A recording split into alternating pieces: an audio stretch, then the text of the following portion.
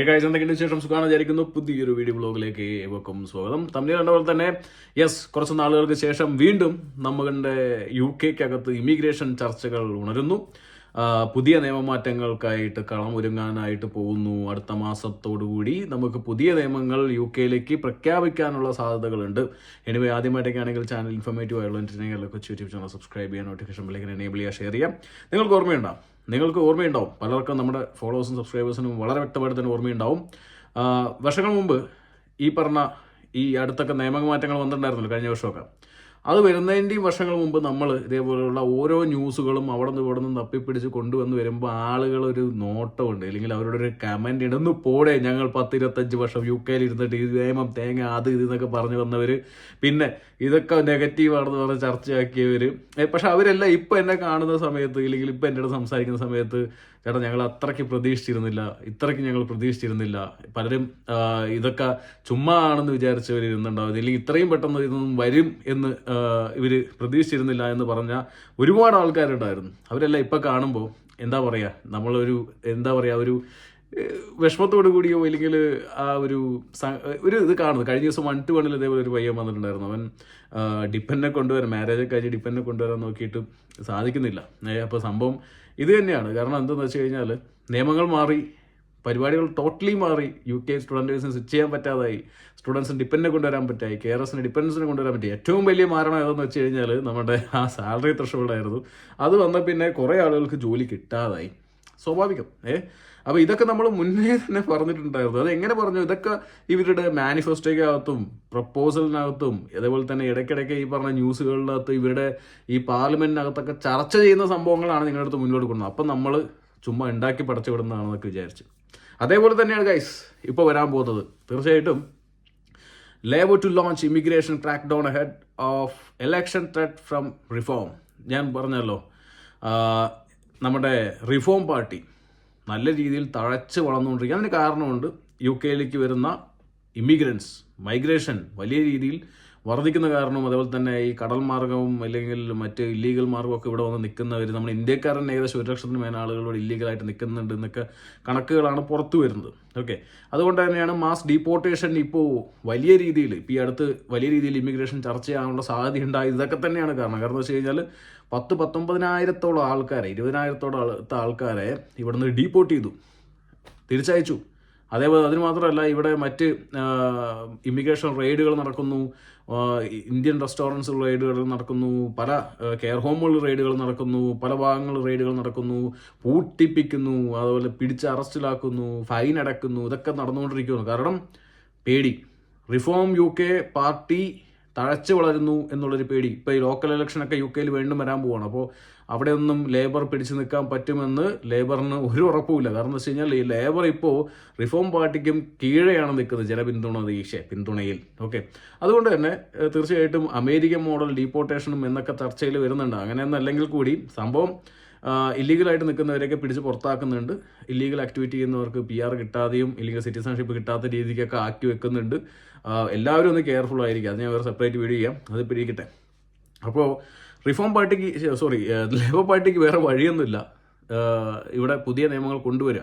Labour party പറഞ്ഞ വാക്കുകളൊക്കെ പാലിച്ചിട്ടുണ്ട്. അവർ deport ചെയ്തിട്ടുണ്ടായിരുന്നു, റവാണ്ട ബില്ല് ക്യാൻസൽ ചെയ്തിട്ടുണ്ടായിരുന്നു, പുതിയ ഇമിഗ്രേഷൻ ആൻഡ് അസൈലം ബില്ല് കൊണ്ടുവന്നു. അതിനകത്ത് കുറേ ഇപ്പോൾ പറയാം ഇല്ലീഗൽ മൈഗ്രൻസിന് സിറ്റിസൺഷിപ്പ് കൊടുക്കുന്നില്ല എന്നൊക്കെ കൊണ്ടുവന്നിട്ടുണ്ടായിരുന്നു. നല്ല കാര്യമാണ്. അതേപോലെ തന്നെ അവർ പറഞ്ഞ മറ്റൊരു കാര്യമുണ്ട്, നമ്മൾ അതൊക്കെ കാണുമ്പോൾ ഇതും കൂടി കാണണ്ടേ. Immigration white paper. ഞാൻ കഴിഞ്ഞ മാസങ്ങളിലൊക്കെ ഒരു 2-3-4 മാസം മുമ്പൊക്കെ വീഡിയോ ചെയ്തിട്ടുള്ളതാണ്. ഇമിഗ്രേഷൻ വൈറ്റ് പേപ്പർ വരാൻ പോകുന്നു. അന്ന് പറഞ്ഞത് ന്യൂ ഇയറിന് വരുമെന്നാണ് പറഞ്ഞത്. സ്വാഭാവികമായിട്ട് ന്യൂ ഇയർ എന്ന് പറയുമ്പോൾ നമുക്ക് ജനുവരിയൊക്കെ ആണല്ലേ. പക്ഷേ ഇവിടെ ന്യൂ ഇയർ എന്ന് പറയുന്നത് ഇവരുടെ ആ ഒരു ആ ഒരു ഇൻഡസ്ട്രിയൽ മാർച്ച് ലാസ്റ്റ് ഏപ്രിലോട് കൂടിയാണ് ഇവരുടെ പുതുവർഷം.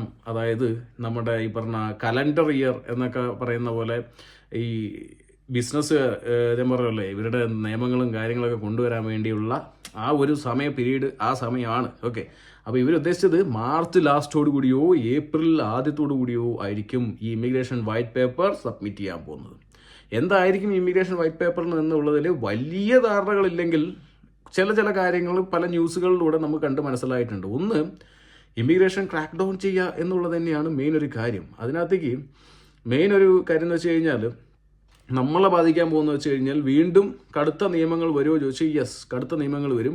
മാനിഫെസ്റ്റോയ്ക്കകത്ത് പറഞ്ഞൊരു കാര്യം ഉണ്ടായിരുന്നു. ഓക്കെ, നമ്മൾ പുറത്തുനിന്ന ആൾക്കാരെ ആശ്രയിക്കുന്നത് കുറയ്ക്കുക, എന്നിട്ട് UK-ക്കകത്തു നിന്നുള്ള ആളെ ഡെവലപ്പ് ചെയ്യുക എന്നുള്ളതാണ്. അത് അത്രയ്ക്ക് പ്രാക്ടിക്കൽ അല്ല പോലും. ഇപ്പോൾ ഫാർ ഇല്ലെങ്കിൽ ഈ പറഞ്ഞ റിഫോം പാർട്ടിയൊക്കെ അങ്ങനെ തഴച്ചു വളർന്ന സമയത്ത് ആളുകൾ വളരെ വലിയ രീതിയിൽ അതിലേക്ക് ജോലിക്കായിട്ടും ഇല്ലെങ്കിൽ സ്കിൽ ഡെവലപ്പ് ചെയ്യാനൊക്കെ ആയിട്ട് ഇറങ്ങുന്നു എന്നുള്ളൊരു പരിപാടിയും കൂടെ ഇവിടെ കാണുന്നുണ്ട്. അതുമാത്രമല്ല, ഈ പുറത്തുനിന്ന് ടെക്നോളജി എഞ്ചിനീയറിംഗ് മേഖലയിൽ നിന്ന് ഹയർ ചെയ്യുന്നവരെ പൂർണ്ണമായിട്ടും എന്താ പറയുക വിലക്കാനും അതിനൊപ്പം തന്നെ ഇവിടെ തന്നെ ട്രെയിനപ്പ് ചെയ്യാനുള്ള കാര്യങ്ങളൊക്കെയാണ് അവിടെ പ്ലാൻ ചെയ്തിരിക്കുന്നത്. അത് അവരുടെ മാനിഫെസ്റ്റോയ്ക്കകത്തും കിടക്കുന്നുണ്ട്, ഈ പറഞ്ഞ ന്യൂസിനകത്തും കിടക്കുന്നുണ്ട്. ഓക്കെ, അതിനകത്ത് നിങ്ങൾക്ക് കാണാൻ പറ്റും. ഓക്കെ, ഇതേപോലെ തന്നെ നമ്മുടെ ടെക്നോളജി എഞ്ചിനീയറിംഗ് മേഖലയിലുള്ള ആളുകളെ പുറത്തുനിന്ന് ആശ്രയിക്കുന്നത് കുറയ്ക്കുക എന്നുള്ളത്. അത് മാത്രമല്ല, കുറേയധികം ജോബുകൾ ഈ പറഞ്ഞ എക്സാമ്പിൾ ഡോഗ് വാക്കേഴ്സ്, അതേപോലെ തന്നെ എന്താ പറയുക ഫിറ്റ്നസ് ട്രെയിനേഴ്സ്, അങ്ങനെയുള്ള കുറേ സംഭവങ്ങൾ ഇല്ലെങ്കിൽ നമ്മുടെ ഇപ്പോഴുള്ള ആ ഒരു ജോബ് കോഡ് ഇല്ലെങ്കിൽ ജോബിനകത്ത് ഞാൻ പറഞ്ഞില്ല, ഇപ്പോൾ ഇമിഗ്രേഷൻ സാലറി ലിസ്റ്റ് അല്ലാതെ തന്നെ മറ്റ് ഒക്കുപേഷൻ കോഡിനകത്ത് ഒരുപാട് ജോബുകളുണ്ട്. അതിനകത്തുനിന്ന് പലതും അപ്രത്യക്ഷമാകും എന്നുള്ളതാണ് അറിയാനായിട്ട് സാധിച്ചത്. അങ്ങനെയുള്ളൊരു ന്യൂസുകൾ വരുന്നുണ്ട്. അപ്പോൾ തീർച്ചയായിട്ടും വരുന്ന സമയങ്ങളിലേക്ക് പുതിയ മാറ്റങ്ങൾ, വലിയ രീതിയിലുള്ള സ്ട്രിക്റ്റ് ആയിട്ടുള്ള നിയമങ്ങൾ വരാനും ചില കാര്യങ്ങൾക്ക് ഇളവുകൾ കൊണ്ടുവരാനുള്ള സാധ്യതയുണ്ട്. അത് എന്തിനാണ് ഇളവുകൾ കൊണ്ടുവരുന്നത് നമുക്ക് പറയാൻ പറ്റില്ല. പക്ഷെ എന്തായാലും ഇപ്പോഴത്തെ സാഹചര്യത്തിൽ നെറ്റ് മൈഗ്രേഷൻ വളരെ വളരെ ഉയർന്ന രീതിക്ക് റെക്കോർഡ് അടിച്ച് പോകുന്നത് കൊണ്ട് തന്നെ നെറ്റ് മൈഗ്രേഷൻ കുറയ്ക്കാനുള്ള പദ്ധതികളായിരിക്കും കൂടുതൽ ആ ഇമിഗ്രേഷൻ വൈറ്റ് പേപ്പറിനകത്ത് ഉണ്ടാവുക. അപ്പോൾ അത് അടുത്ത മാസം ലാസ്റ്റോടുകൂടി ഏപ്രിൽ 1 ഈ ഒരു സംഭവം നിലവിൽ വരും എന്നുള്ളതാണ് നമുക്ക് അറിയാനായിട്ട് സാധിച്ചത്. അപ്പോൾ ഇന്നത്തെ നമുക്ക് ശരിക്കും പറഞ്ഞാൽ ഈ ഒരു അപ്ഡേറ്റ് എന്ന് വെച്ച് കഴിഞ്ഞാൽ വേറൊന്നും കൊണ്ടല്ല, ഒരുപാട് പേര് ഇപ്പോൾ UK-കകത്ത് ഇപ്പോൾ ഈ അടുത്ത് PSW കഴിഞ്ഞിട്ടില്ലെങ്കിൽ വിസയിലേക്ക് മാറാം. പണ്ട് ഞാൻ പറഞ്ഞിട്ടുള്ളൊരു കാര്യമായിരുന്നു, ഇന്ന മാസങ്ങളിൽ നിയമങ്ങൾ മാറും എന്നുള്ള. അതിന് മുമ്പ് നിങ്ങൾക്ക് വല്ല സ്പോൺസർഷിപ്പ് എടുക്കാൻ പറ്റുമെങ്കിൽ എടുക്ക് എന്ന് പറഞ്ഞിട്ടുണ്ടായിരുന്നു. പക്ഷേ കേട്ടവരുണ്ട്, കേൾക്കാത്തവരും ഉണ്ട്.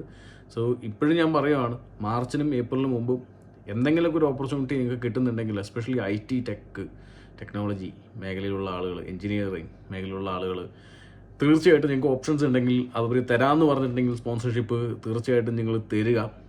നമുക്ക് എന്തായാലും ഇമിഗ്രേഷൻ വൈറ്റ് പേപ്പറിനകത്ത് എന്താണെന്ന് നമുക്ക് നോക്കാനുള്ള ഒരു പ്രൊവിഷനും ഇല്ല. ഇല്ലെങ്കിൽ മുന്നേ നോക്കിയിട്ട് നിങ്ങൾ പറഞ്ഞുതരാൻ പറ്റും, എടാ പിള്ളേരെ ഇതൊക്കെയാണ് പണി വരാൻ പോകുന്നത്, ഇല്ലെങ്കിൽ ഇതൊക്കെയാണ് മാറ്റങ്ങൾ വരാൻ പോകുന്നത് പറഞ്ഞുതരാൻ പറ്റും. ഇപ്പോൾ നമുക്ക് അങ്ങനെ ഓപ്ഷൻ ഇല്ല.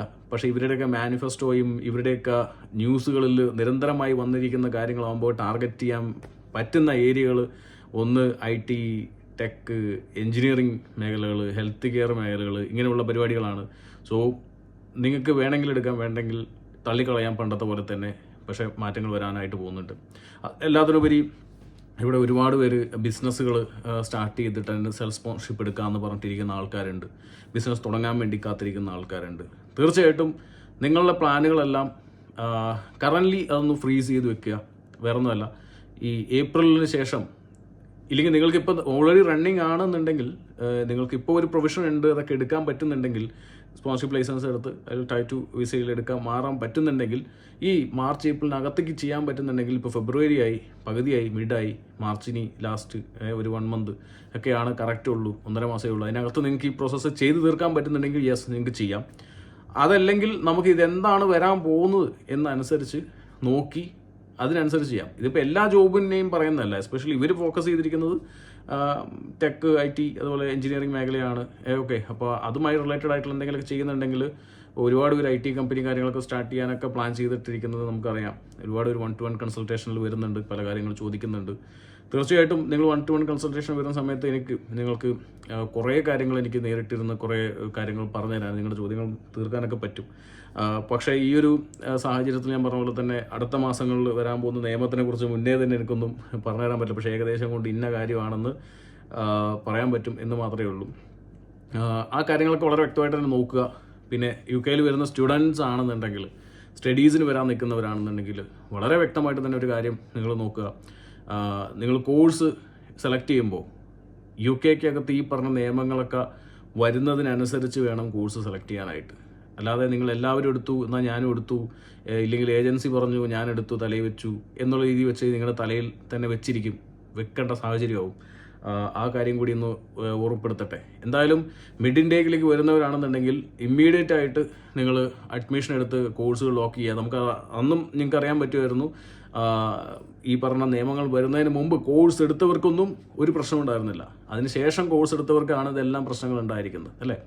അപ്പോൾ ഇപ്പോഴും ഞാൻ ചില കോഴ്സുകൾ എടുക്കുമ്പോൾ ഞാൻ പറയും, ഈ പറഞ്ഞ മാനിഫെസ്റ്റോയിൽ പറഞ്ഞ രീതിക്കുള്ള ഒരു കോഴ്സ് എടുത്ത് ഇങ്ങോട്ട് വരുവാണെങ്കിൽ ഇവിടെ തന്നെ അതിനുശേഷം ജോലി നേടണമെന്നുണ്ടെങ്കിൽ ഞാൻ പറയും ഇവരുടെ ഇമിഗ്രേഷൻ സാലറി ലിസ്റ്റ് ഇവരുടെ ഈ ഇമിഗ്രേഷൻ വൈറ്റ് പേപ്പർ സബ്മിറ്റ് ചെയ്ത ശേഷം ഇവരുടെ എന്താണ് ഉദ്ദേശിക്കുന്നത് അതിനനുസരിച്ച് ഒരു കോഴ്സ് എടുത്തിട്ട് വരിക. അല്ലാതെ എല്ലാവരും എടുക്കുന്ന ഒരു കോഴ്സ് ഞാൻ എടുക്കുക എന്നുള്ള സെറ്റപ്പിലൊന്നും ആരും ഇങ്ങോട്ട് കയറി വരണ്ട. വെയിറ്റ് ചെയ്ത് നമ്മൾ ഫോളോ ചെയ്ത് സബ്സ്ക്രൈബ് ചെയ്തിട്ടോ, അല്ലെങ്കിൽ 1-to-1 കൺസൾട്ടേഷൻ നിങ്ങൾക്ക് ബുക്ക് ചെയ്യാം, നേരിട്ട് സംസാരിക്കാം.